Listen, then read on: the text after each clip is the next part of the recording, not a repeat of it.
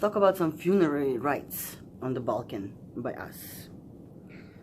So usually by us, it's not done like here. The dead person, the person usually, you know, dies at home, not, you know, somewhere else, and they don't come pick them up right away.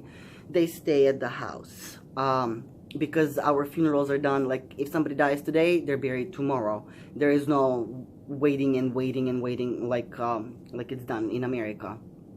None of that stuff. It's like bam bam like this.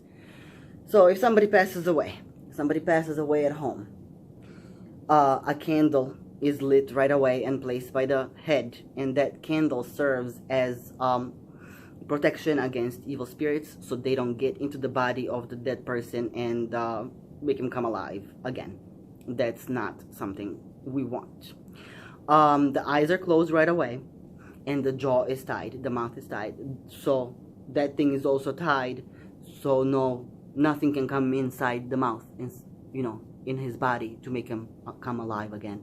The hands are tied, and the legs are tied as well. People start coming by. Nobody invites them. There is no invitations.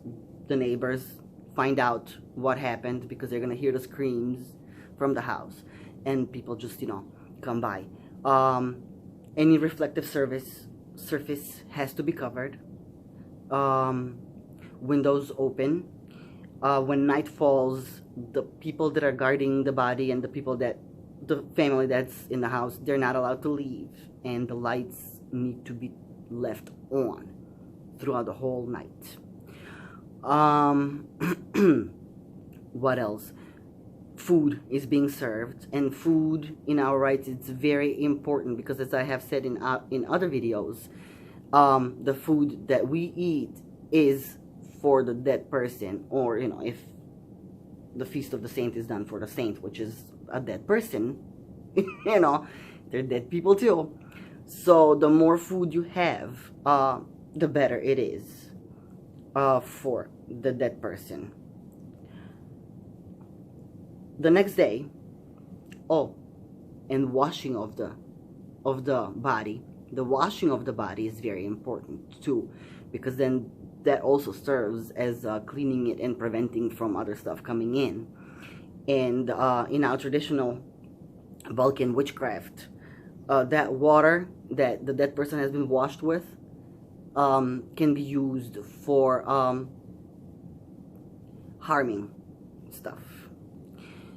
So the eyes are closed. Some people say that the eyes are closed so the dead person cannot see when they take them out of the way.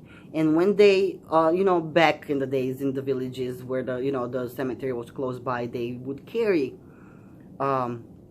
themselves, the coffin and stuff, and they would stop at every crossroad in order to disorient the spirit, and so the spirit does not know how to come back home. When they put him in, you know, prayers are said and all this stuff, and then the tradition is the women to start the wailing. There is no funeral without wailing of the women, and that serves a purpose too. It's something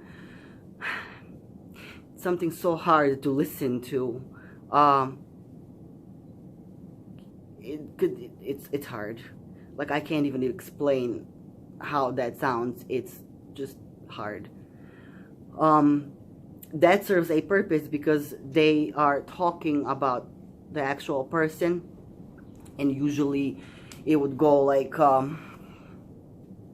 praising him, like you were, if it's a man, because it's the women doing it.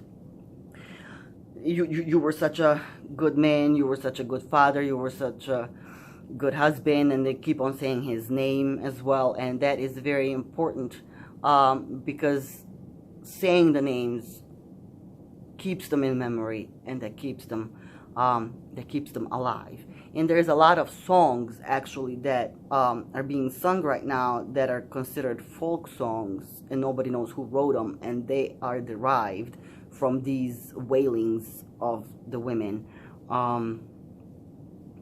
at the funerals. So So that's that.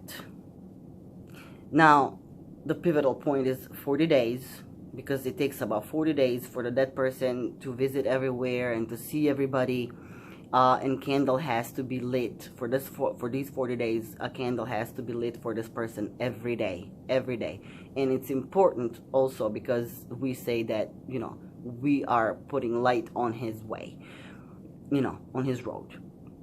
After 40 days, priest comes again, says prayers, and says a prayer where he mentions all the relatives. So this is also elevation of the previous ones. After that, there is another ceremony like that at 6 months, and then another one at 1 year. And the 1 year one is actually like an important one, because after 1 year, this person goes into the cult of the ancestors, into the bigger group of ancestors, and then he's not elevated on his own anymore, but together with everybody else. Until then, it's just him separately, because he's not an ancestor yet. If something needs to be done, if something needs to be given to this person, usually that thing needs to be broken. So if it's a dish that he ate from, that dish needs to be broken. If it's a woman and you want to give them dress, it needs to be burnt, you know, for them to get it. When you buried a person, you know, a lot of times people put an icon or a cross over here on the chest, and we put money, like real money, not dross stuff, not fake money, but real money, either in their hands or in their pockets, so they can have money with them if they need it. Items of theirs are also placed in there as well, so they can have them. And that's all I can remember for now for the funerary rites. After the funeral, the dinner is also very important too, because that also serves for him or her, whoever passed away.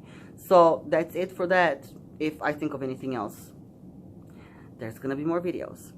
Bye.